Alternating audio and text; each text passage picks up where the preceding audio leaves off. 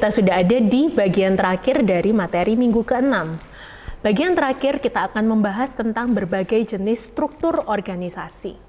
Ada beberapa struktur organisasi yang utama, tapi yang akan saya jelaskan di sini hanya 3. Yang pertama adalah struktur garis. Struktur garis ini adalah struktur yang bisa dibilang pertama ada dan juga paling mudah, paling simpel untuk diterapkan suatu organisasi.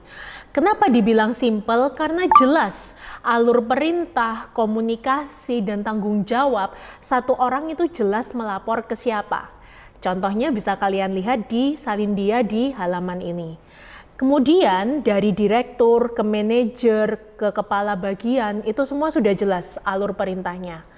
Tapi negatifnya dari struktur garis ini adalah manajer bisa jadi diberikan banyak bertanggung jawab atas aktivitas-aktivitas yang ada di dalam organisasi.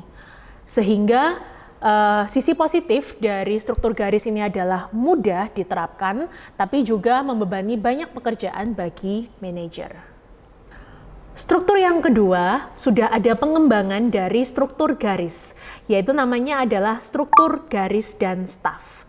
Artinya apa? Selain dari struktur garis komando yang di pertama tadi, sudah ada staf dan manajer yang sifatnya memiliki keahlian khusus untuk memberikan dukungan serta nasihat kepada manajer. Jadi sifatnya mereka adalah seperti supporting atau pendukung dari suatu organisasi. Misalnya seperti contoh di Salindia ya, dari direktur kemudian ke bagian pemasaran, bagian operasional, tapi dibantu dengan staf misalnya dari bagian riset atau staf dari bagian hukum atau etikanya. Itu juga banyak diterapkan oleh organisasi yang sifatnya sudah semakin besar atau berkembang dari struktur garis. Struktur yang ketiga bisa dibilang struktur yang paling rumit. Disebut rumit karena apa? Mengkombinasikan antara garis kepemimpinan vertikal dan horizontal. Bisa lihat contohnya di Salindia. Karena struktur matriks ini relatif rumit, satu karyawan bisa jadi melapor ke 2 manajer yang berbeda. Bisa jadi dia ada di 2 tim sekaligus. Karena apa? Sifatnya berupa tim-tim khusus yang bersifat sementara atau per proyek. Satu proyek selesai, maka timnya bubar, maka dia pindah ke tim lain.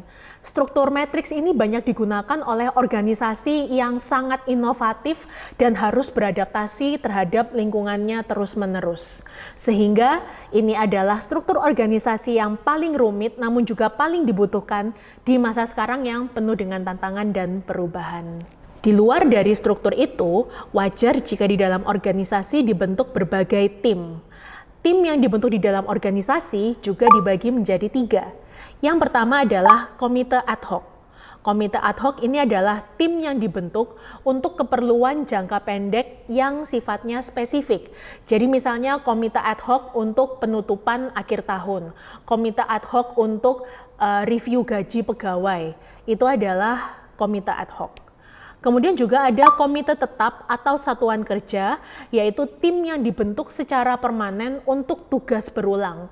Jadi misalnya ada komite tetap atau satuan kerja khusus untuk konferensi pers sebuah perusahaan misalnya. Atau suatu tugas yang sifatnya berulang dan dilakukan terus-menerus oleh perusahaan. Serta contoh yang terakhir adalah namanya gugus tugas atau task force, yaitu tim yang dibentuk khusus untuk menyelidiki dan menyelesaikan satu permasalahan besar. Di tengah pandemi seperti sekarang, saya yakin banyak organisasi atau perusahaan yang menyusun gugus tugas untuk berurusan dengan pandemi COVID-19.